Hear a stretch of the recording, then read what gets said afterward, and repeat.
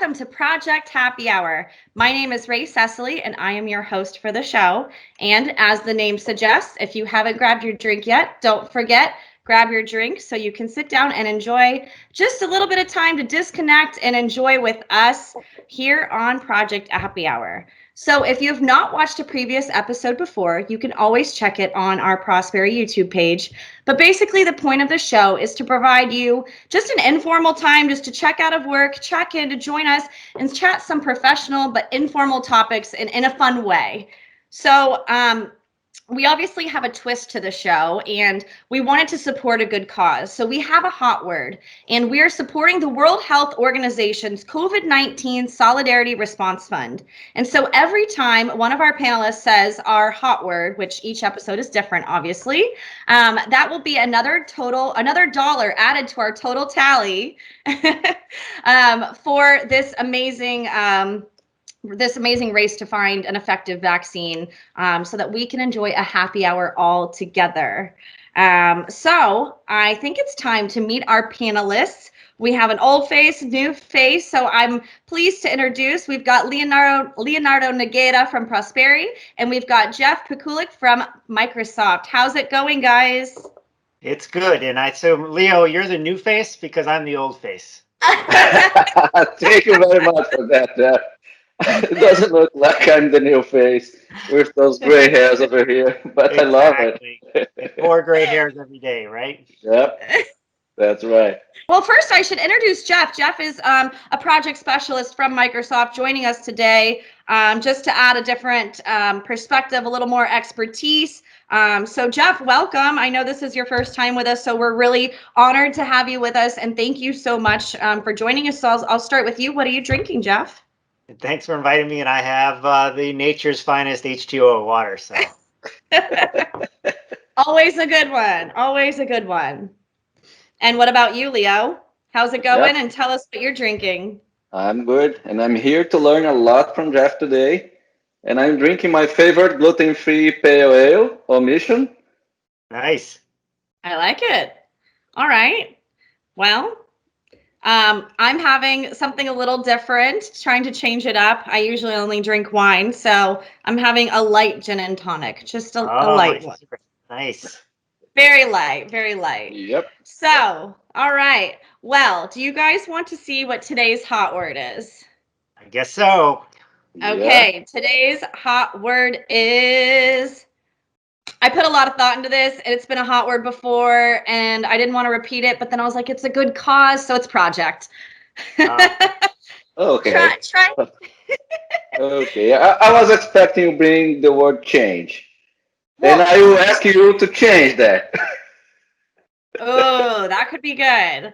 Well, because today's digital innovation through or digital transformation through innovation. I was trying to think of what are you guys really going to say a lot. Change would have been a great word. All right, well, it's project. So try and avoid saying that word, and if you say it, then it's going to a good cause. So, all right. So let's go to our first question, which is, what would you say is the new normal? What would you say the new normal looks like for business models? Jeff, I think let's start with you, because obviously the new normal, this is a phrase we hear often. What do you think? What does this look like now? Well, I think for me, the luxury of my job is I get to talk to all kinds of companies, probably like 100 PMOs a year. So I would say the new normal is everybody wants to kind of innovate faster, so they just keep churning it up. There's never seems to be a plateau where they say, oh, we're good where we're at now. The other new normal, I think, is everybody wants everything team-based, right? So I think that's a function of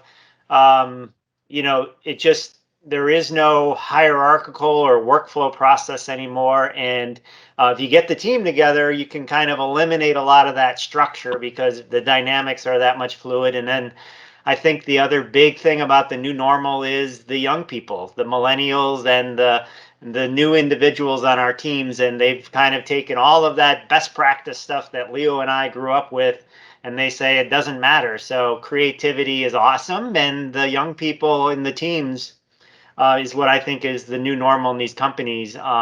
So that's the way I see it. I definitely agree with that. Leo, what are Yeah, your thoughts? I definitely agree. The only thing I would like to, when I talk about the new normal, I usually bring two words: speed and change. We are changing in an unprecedented speed, right? Let's get an example of this pandemic. The virus was discovered the end of last year, the beginning of this year. We are most close to approve a vaccine. And they're talking about immunize the entire population or most of the population by next year. Wow. If you look at the pandemic like 3 decades ago, that was totally impossible. And how do we are doing that? It's like Jeff said, with innovation, communication, using technology, and be able to orchestrate all this portfolio and execute and transform those ideas into results. So this is the new normal, as Jeff said. Speed, communication, new team. It's interesting you're talking about the millennial and the new team. With this pandemic, my kid, he's 8 years old. He was forced to be studying from home. When we received the information that they're going to use Microsoft Teams, he was jumping around. And on the first meeting, he was teaching the teacher how to use the tool. You click over here, you go over there, and all the other students are struggling. And then just a couple of minutes, he helped everyone on the class, and they're using the tools and it's studying and learning in an interactive way. So the changes and the speed are the words for this new normal.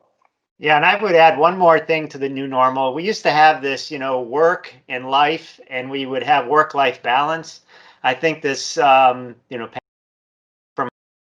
it's kind of created this thing where you just have a balance. It just needs to be, this is what I do, and this is how I enjoy myself, and really think about your individual motivations. And there's no more what is work and what is life. It's kind of like one big mesh now, and I think that's great.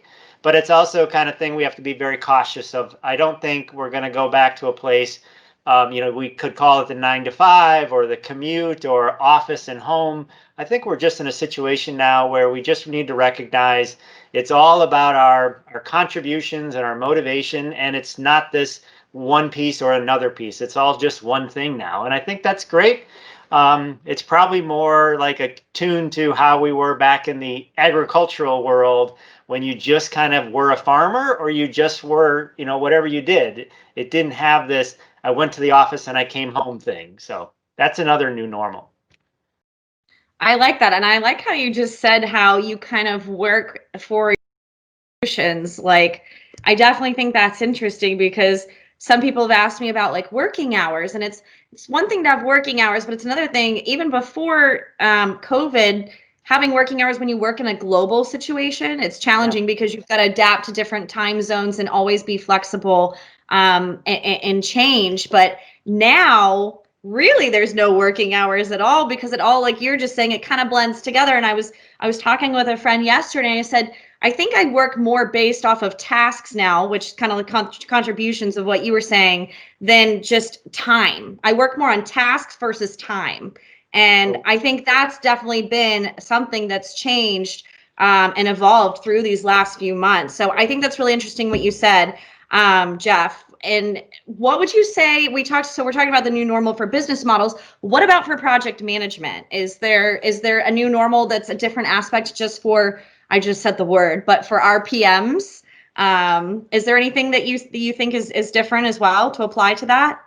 Well, I do think so. I think, so first of all, we have to really take in the context of motivation and really think of ourselves. And we used to, here it comes, be a project manager, which meant you manage projects. And I think now we see you're in a role, and it's really about, motivation and getting people thinking about what is going to be breakthrough, what's bold, what's innovative, and I think when we think about the book by Clayton Christensen, The Innovator's Dilemma, a lot of that is kind of built into it. But as a project manager, sorry, we're running up a bill. It's about really thinking about the incentives and how we're aligning to people's contributions, personal happiness. What do they think is achievement? how are we validating the people on the team as we do the work, so that you get that little, interjection of enthusiasm along the way, and build some belonging amongst the team. And the whole time, again, back to the millennials, is building in the right balance between flexibility and control. I know now, and Leo, with your story about your kids, and my kids are now adults, is flexibility is a big thing. They don't want to be put into a box or a process or a workflow. So I think that's what I would say is the big impact to how we deliver programs and things now, is about the incentives, the happiness, the motivation. And we're all coming from a very difficult time now, and I hope that's something we can sustain going forward, is thinking about the motivation of what's happening. And as project leaders, it's about how do you get that done. So we've really taken on what used to be called a manager.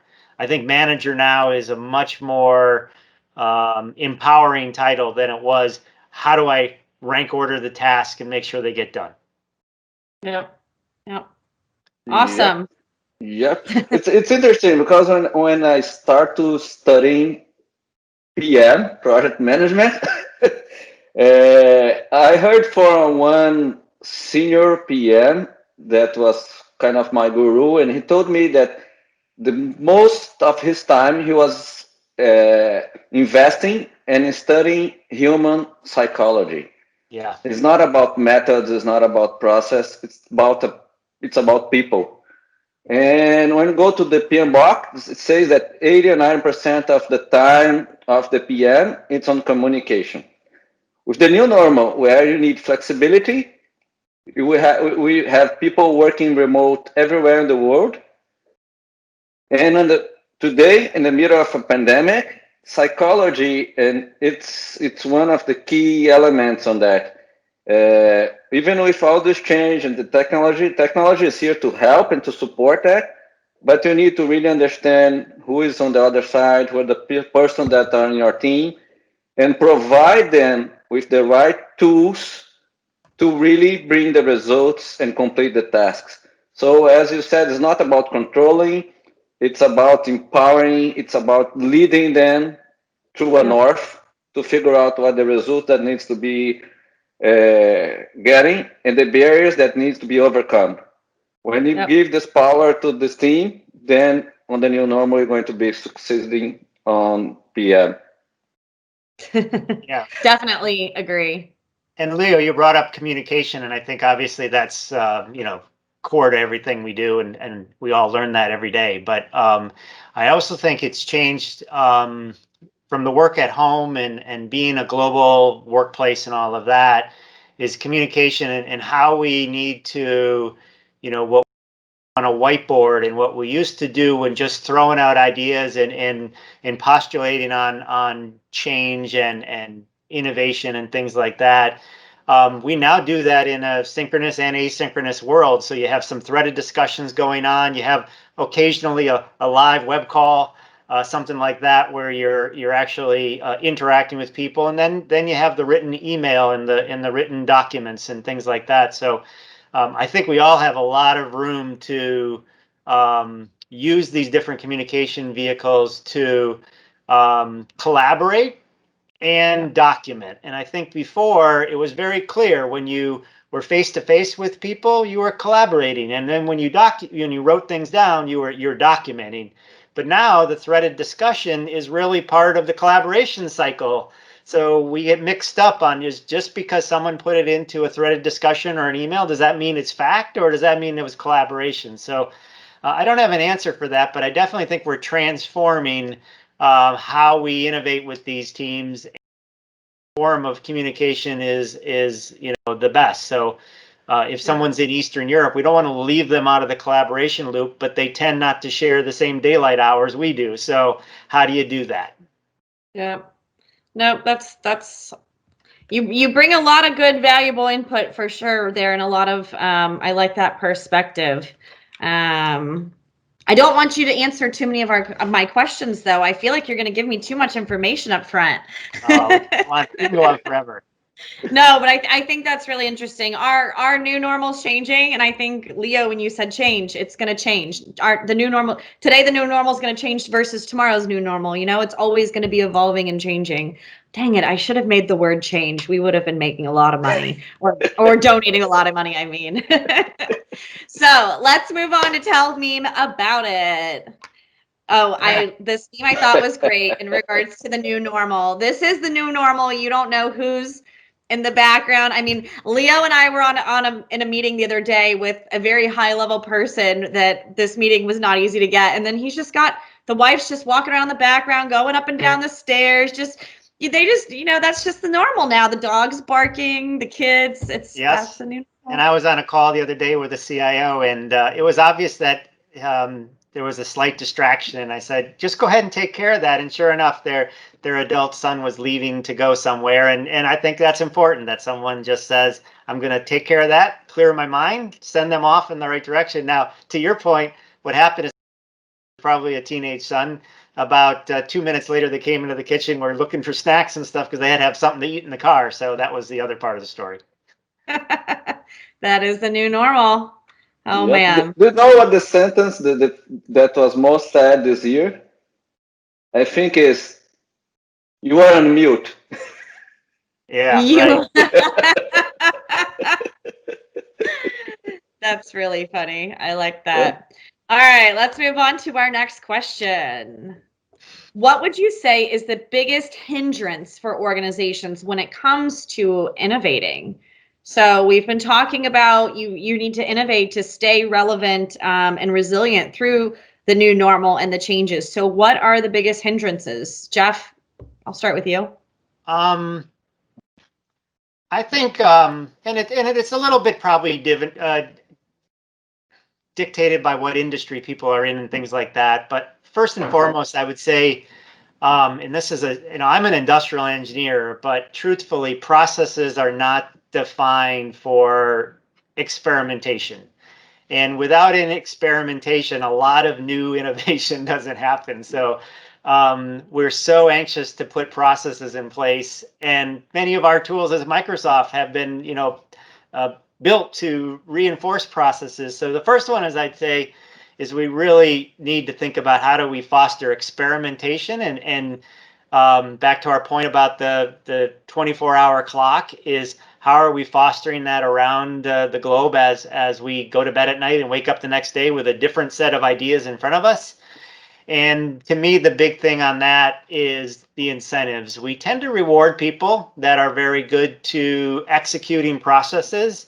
It's more difficult for people to be rewarded when they're experimenting.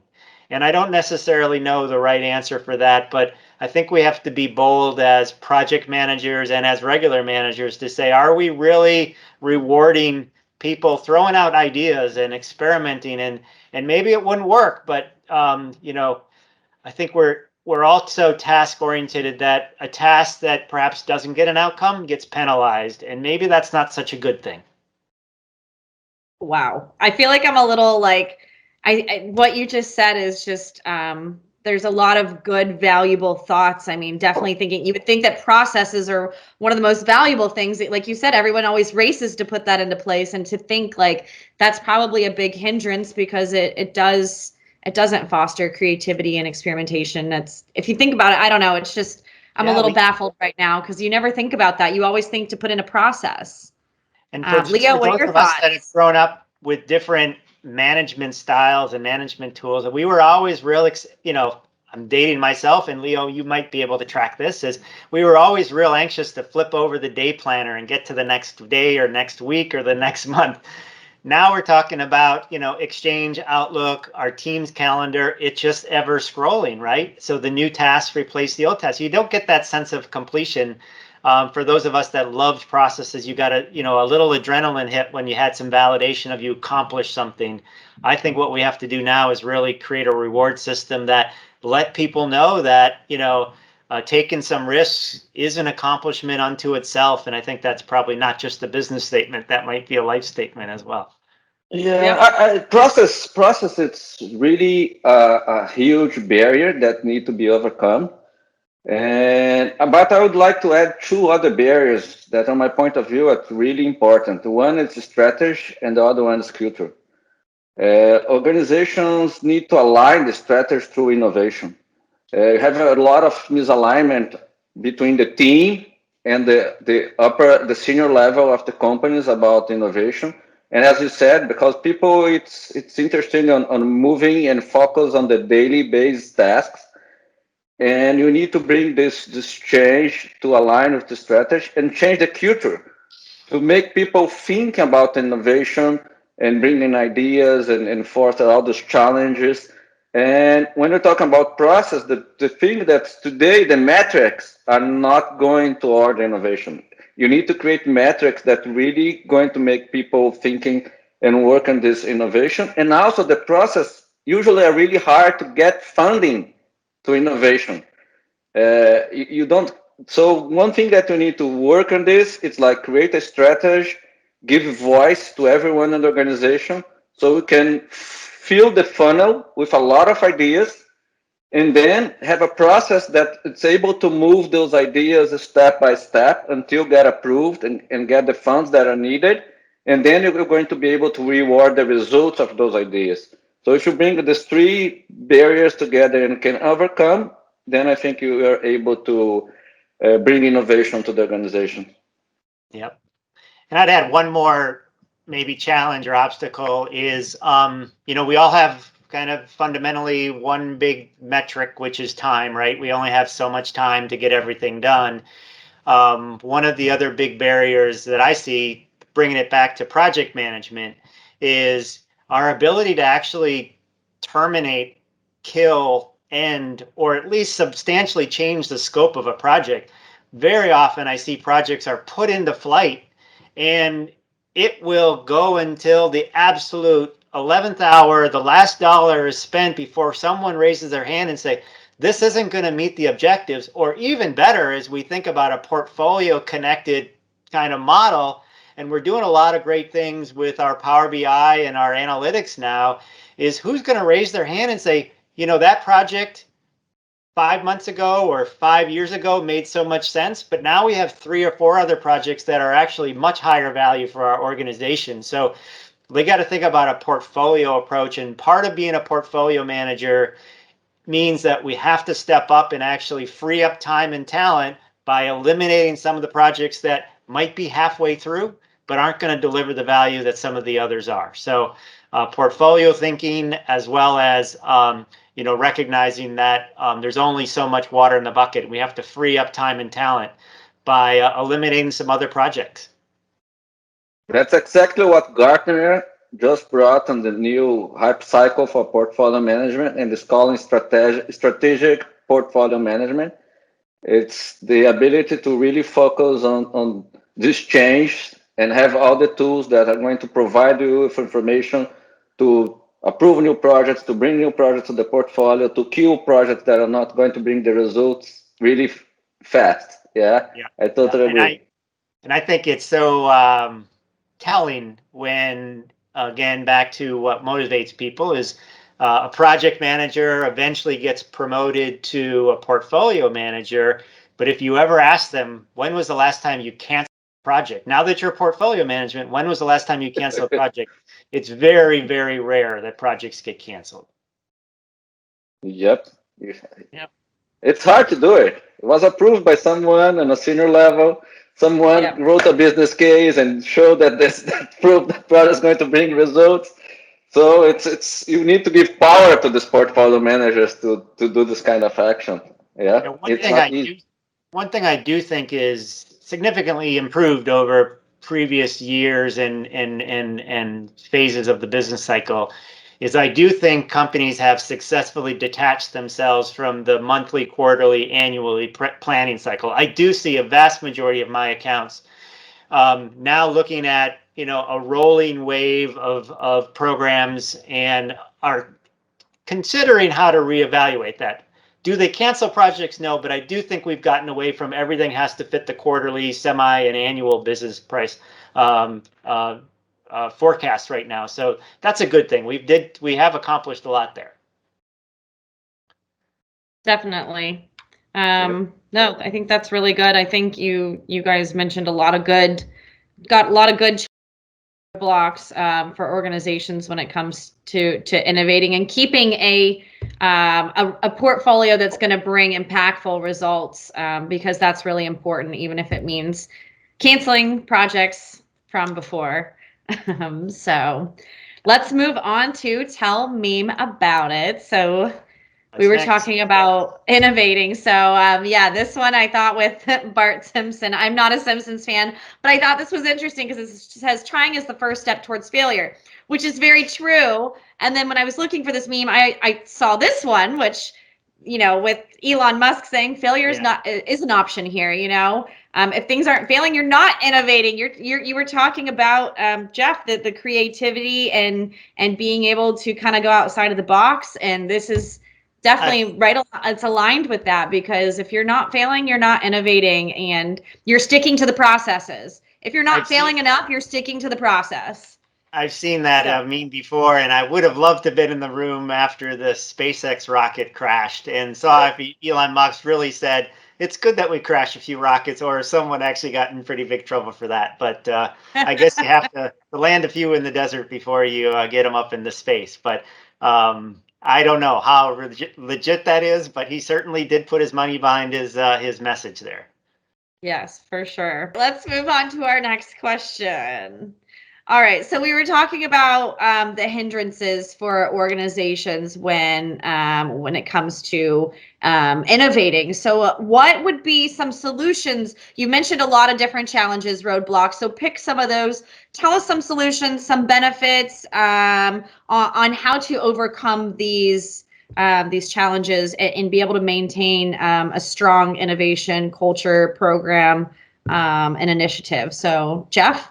Yeah, so first of all, I think you have to kind of grow the funnel, as Leo said, and just get more stuff in the process. And by that, you have to just reduce the effort it takes for someone to suggest something. I don't know if that means in every formal setting, making sure there's a window of opportunity for them to bring those suggestions. One of the things we see in the project management space is making sure that there is an efficient intake process. So you have to actually reduce the effort to get more stuff flowing through the machine. I think the other side of it is we have to grow the types of work that are formally managed, or at least kept track of. I think before, if it was a product enhancement, that made sense. That always got onto a list, and we walked it through some kind of stages and phases and gates. As we move to a more agile or flexible world, I think the opportunity for what types of things can be formally managed kind of expands, and that's going to help. I think that's going to allow us to incorporate more people into change, as well as give the executives a little bit more visibility into the expansive nature of what runs a business and what satisfies customers and things like that. And then I think Leo mentioned it is the metrics and the investments and the rewards. I'm all for measurement, but let's recast those to include the velocity and the breadth and all of those things that we just talked about. Jeff, you said it all. I'm just going to add one thing that we didn't bring to this conversation, that I think that's really important to innovation: diversity. You need to bring diverse to the table, different points of view, different ideas. So if you add all this you said and have diversity and stimulate the diversity and inform to everyone the benefits of that, you're ready to innovate. Right. And I think, again, taking the COVID and the pandemic and a lot of the sensitivities that we are dealing with on our personal lives is that diversity. It may or may not exist today, but without the empathy to actually listen to people and find out not necessarily the words they're saying, but what are they really trying to convey, that makes the diversity stick. I think the other thing we talk about is in the pandemic sense is resilience and being flexible. But Ray, you mentioned at the beginning of it is is the clock and the time and stuff like that. And if people want to do their work at 11 p.m. because they find that that's their most productive environment, I think the rest of us have to be resilient enough to recognize we need to factor that into how we want to work. It's not all going to fit between 10 a.m. and 4 p.m. And when the ideas flow, we need to be receptive to accepting them, in whatever format, whether that's asynchronous or synchronous, whether that's, during business hours or outside business hours and all of that. So I really think we're going to, learn so much out of this work from home environment and the pandemic itself. And it's going to impact how we do projects. Yep. For sure. We're going to this time next year, we're going to be answering the new normal question again, and the answers are going to be completely different. I think this new normal is going to stick for a while. That it's going to be based on some of the words we've been using, but I really do think that the pandemic had pushed us through the digitization era into a new era of some sort. Yep, for sure. Definitely a lot faster than we were expecting. Yes. Yes, it definitely it had immediate impact. Yeah. I mean, Jeff, how many organizations told you, "Oh, we want to consider that, but we're not there yet"? And then when COVID happened, you probably got a lot more phone calls saying, "Yeah, we're there." Well, we definitely had many, and I now work primarily in the in the manufacturing sector and industrial companies, and work from home was in many cases predicated on who had a laptop with network authentication, and that's gone. I mean, in literally 6 months, organizations, everyone on every device can now access their work environment, and that is a huge change. I think consulting organizations, maybe some professional white collar organizations have had that for a while, but in many of these industrial companies, it was a VPN driven laptop that allowed you to work from home, and we've gotten quickly past that. Yep, for sure. Oh boy. Well, I think this one will actually relate. Moving on to Tell Me About It. The innovation level. I love how this guy took a bench and made it into a desk. I mean, some ideas. You got to solve the problems. So moving on to our final question. So we've been talking about the challenges. We've been talking about the different ways of the benefits of these challenges. So now, how do organizations adopt these different benefits that you guys have been mentioning? How do they adopt a diverse culture, and how do they adopt, I'm losing my train of thought right now, but you catch my thoughts. Yep. Yeah, I think I think it goes back to that innovator's dilemma. I think we have to kind of reimagine, and I've already said it, kind of processes and how technology is behind it, and the fact that it's going to reinforce some of that importance of process, but it's also going to reinvent that maybe the process isn't as important, and maybe the process is instilled by the technology, and how people work through that process becomes far more fluid, and we are going to be in a new paradigm. I think we have to recognize, God bless us, is the unpredictable is now basically how we need to align ourselves. And we have to be able to deal with complexity. I know that, certainly as engineers and technologists, we all love complexity, but I think it's a different approach now. I think complexity means flexibility, meaning that we're not going to be able to think through everything. So you have to live with that unpredictability that's driven by complexity. And I think that gets us to, I was an industrial engineer. I went through college in the 80s, and he really, was on the factory floor in the 90s and little after that. And we introduced lean practices back then.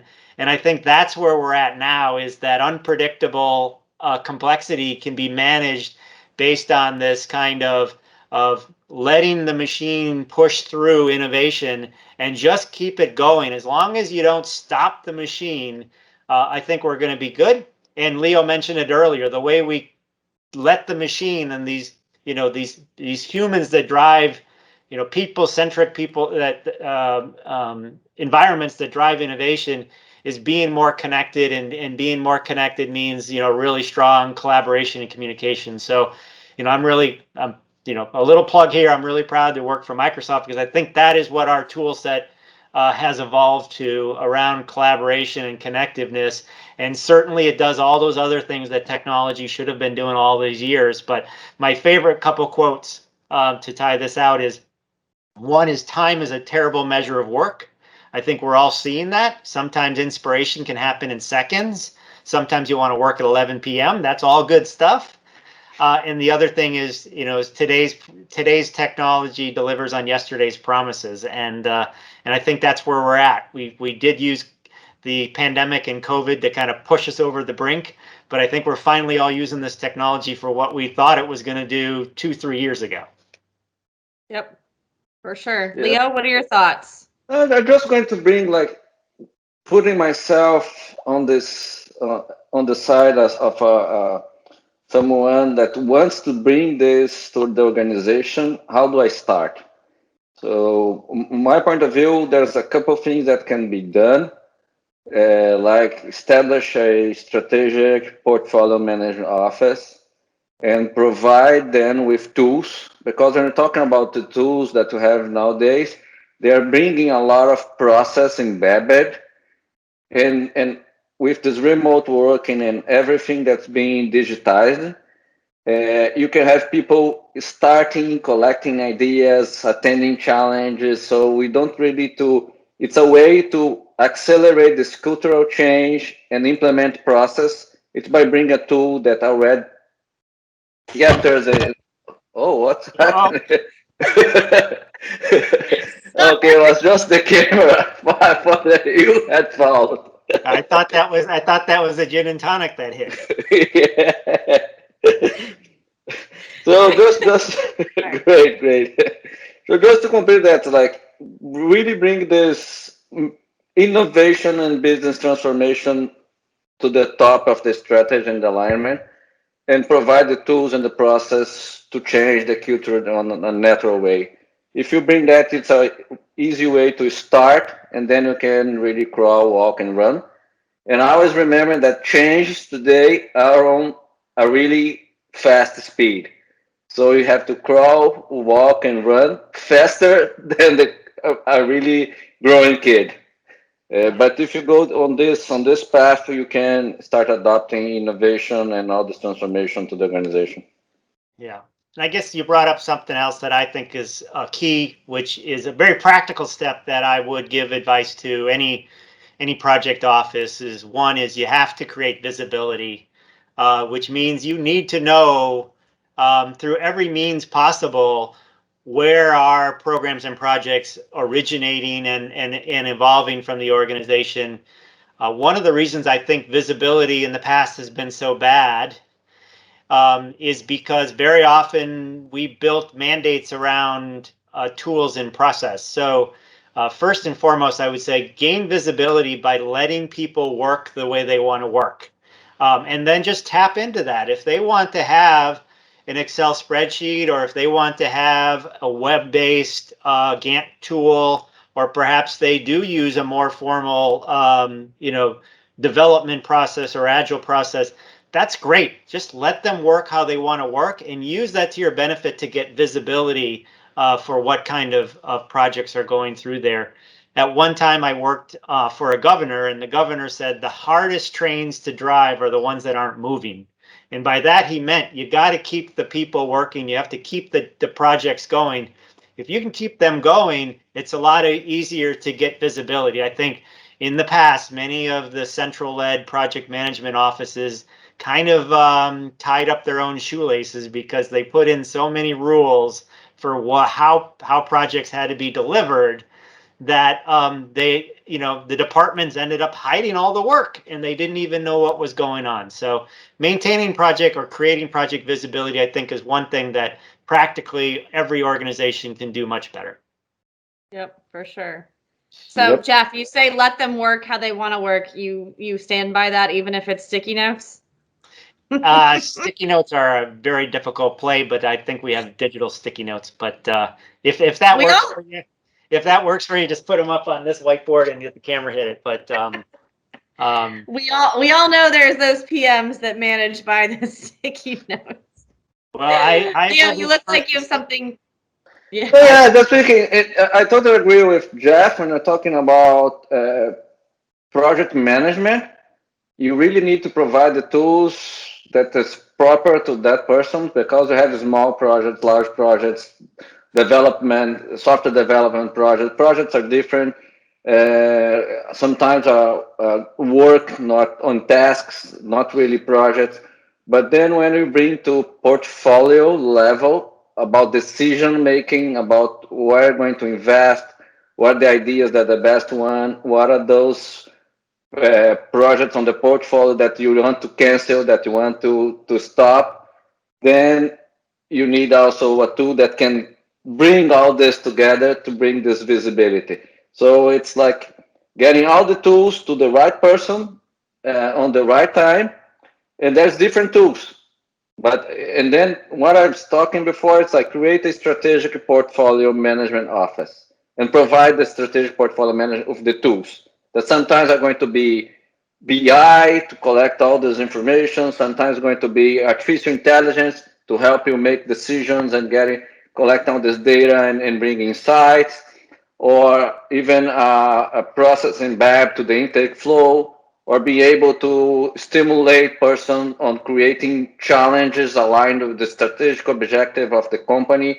So these are the challenge for this quarter. How can I collect ideas? What can you think and bring to this and use the diversity and do crowdsourcing? So there's a lot of different tools, but a strategic portfolio management office, I think, is the best way to start, because you have someone on the top seeing all that, but just not doing blocking and creating bureaucracy, not providing, like Jeff said before, all the PMOs in the past was really PMOs for departments, PMO for division, bring all this methodology and say, this is how we manage a project. You have to create all this 15 different forms, collecting all this data. That really is not going to work, especially with the agility we need today. But for some projects, that's the way to do it. Like large constructions, they still need to do this kind of stuff, and airplane and airspace. So you said right, I totally agree, the right tool to the right person, but not only on the project manager. We have to think about our upper level. Yeah. Yeah, absolutely. Yep. And Especially then in I would regards just to. go back to Go maybe ahead. one of my earlier remarks is just make sure that you're motivating the people and keeping them excited and interested. And, our leader And talks about collaborating. You empowering talked every about person. collaborating. And it's about making sure they want to contribute on those projects. Yeah, for sure. Yeah. For sure. Not think Awesome. about, let's think about results. Let's empower the Yeah. people to bring the results to the organization, not only finish the project. Yeah. Well, there's no a project that's not going to bring results. So you absolutely want to focus on the results for sure. Ray, I've seen a lot of situations where you're talking about the team members and the projects. Why are you doing this project? They say just And they, complete this task. They don't know why yeah, the project is there, what yeah, this project is bringing. And yeah, sometimes it's not going to bring any results, and they're working and doing the project management, and they talk, why are you managing this project? Because I was said to, I have to. yeah. So there's a lot of projects that doesn't bring results at all. We've seen that a lot. Yeah, for sure. All right, let's move on to tell me about it. We are done with our questions. You guys brought a lot of great content. So we were just talking, we've been talking about this. Who led the digital transformation of your company? Yep. COVID. How many companies were not ready and then now all of a sudden they didn't have a choice? So I thought this was hilarious. Yeah. Not the CFO, not the CIO. COVID brought it on. So, And fast. the what? And fast. Yeah, and I Yes, would say that it also brought on, team-based delivery and decision models and all kinds of stuff that we never even thought through before. But when people had to get back to work and they had to kind of get things done, and other people were not necessarily available because they were dealing with family and friends and all of the other stuff of our changed lifestyle, I think we figured out that some kind of team-based decision models make sense. And they didn't have to be designed. They didn't have to be built. They were there because that's what got work done. Yep, for sure. Yep. We can give a shameless plug to Microsoft. We love the support of Microsoft and having these tools there to help us transition immediately. I mean, if tools like Teams weren't already there, transitioning immediately overnight wouldn't have been a possibility. So definitely a huge win for that. So I just want to wrap it up and just remind everyone. So we have our hot word donation. I'm proud to say that we have made a substantial amount of donations throughout our episodes throughout the last few months. I would say it's almost around $500, which doesn't sound like a lot, but it is our contribution for this through this fun activity of Project Happy Hour, and we're happy to support a great cause. So it's always fun with the hot word. And I also just want to say that this is our final episode, our season finale, for lack of better terms. For now, I hope this has been a fun journey for you to join us. We just wanted to give you something different through this very strange time, and just a different approach to webinars and summits and virtual meetings and all of that, and just an informal way to just have some fun with us. So thank you for joining us. Thank you for being a part of this journey with us. Thank you for supporting us. And if you ever have any questions, you can always reach out to us at askphh@prosperiglobal.com. Your feedback and anything else that you want to share with us. So anyways, I'd like to say thank you again to our panelists, Jeff and Leo. Thank you so much again for joining us today, and hope you guys have a great rest of the year and a happy 2020. Or 2021. Yeah. Wait, 2020 deserves a redo. Yeah, it's a gin tonic. No, don't worry. It was a great conversation today. I love it. Time flew really fast, and too bad it's over. Thank you, Jeff. Thank you, Ray. Yes, thank you guys.